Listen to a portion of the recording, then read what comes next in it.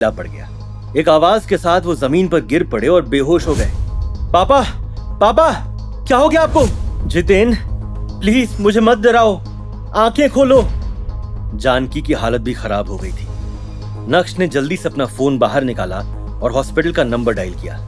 कुणाल, अगर मेरे पापा को कुछ हुआ तो मैं तुम्हें यहां से जाने नहीं दूंगा। चल भाग। चाचू, ऐसा लगता है कि भानुशाली परिवार को पैसा देकर मैंने गलती कर दी, इसलिए मुझे मेरे 8,000 करोड़ रुपए वापस चाहिए, एक दिन के अंदर। जैसे ही नक्श के मुंह से ये शब्द बाहर आए, वैसे ही वहां मौजूद लोग पूरी तरह से शॉक्ड रह गए। कनिका की नफरत की आंधी अब आग बन गई। नक्श की बात सुनकर दर्पण का चेहरा उतर सा गया था।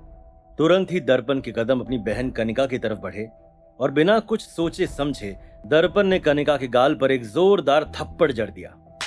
दर्पण, तुम पागल तो नहीं हो गए? तुमने मुझे थप्पड़ मारा? मामू, ये आप क्या कर रहे हैं? चाचू, मैं आपको एक दिन का समय देता हूं। कल इसी समय मुझे मेरा सारा पैसा चाहिए। आप दादाजी से कह देना हमारा ट्रीटी यहीं खत्म होता है। ये बोलने के बाद नक्श ने अपने पिता को जमीन से उठाया और हॉल के दरवाजे की तरफ बढ़ने लगा। अचानक से कुणाल ने जोर से दहाड़ते हुए कहा, रुक जा, तुझे यहां से जाने के लिए किसने कहा? कुणाल, ये तुम क्या बकवास कर रहे हो?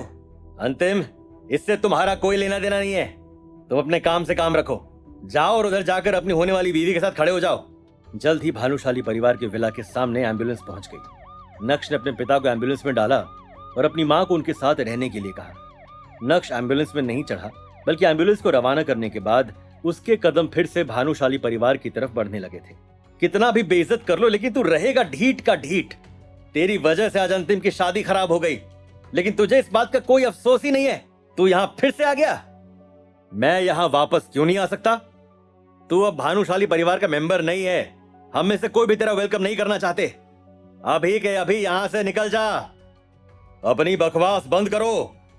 इससे पहले कि कुणाल आगे कुछ बोलता, दर्पण के कदम कुणाल की तरफ बढ़े और उसने उसके पेट में एक जोरदार मुक्का जड़ दिया। एक ही झटके में कुणाल जमीन पर गिर पड़ा। नक्श, हम सब एक परिवार हैं। छोटी मोटी बातें तो होती रहती हैं। हमें एक दूसरे के साथ इतना कठोर रिश्ता रखने की कोई जरूरत नहीं है। नहीं, अभी अभी कुणाल ने कहा कि मैं तो भानुशाली परिवार का हिस्सा ही नहीं हूं। नक्श, तुम पापा से इस तरह कैसे बात कर सकते हो? अंतिम, तुम डरो मत। कल को अगर तुम काम करने भानुशाली ग्रुप जाओगे तो तुम्हें भी ऐसे कुछ लोग मिलेंगे जो नहीं चाहेंगे कि तुम अच्छे से काम करो, एक अच्छी लाइफ जियो। अब उन लोगों का क्या किया जा सकता है? चाचू, ध्यान रहे मैंने जो भी कहा। कल इसी समय मैं पैसे लेने आऊंगा। उसके बाद नक्श ने अपनी जेब से एक चेक बाहर निकाला और उसे अंतिम को थमा दिया। भाई, तुझे यहाँ मुंबई में भानुशाली परिवार में सफर करने की कोई जरूरत नहीं है। सूरत आजा। नक्श अपनी बात कहने के बाद वो भानुशाली परिवार के विला से बाहर चला गया।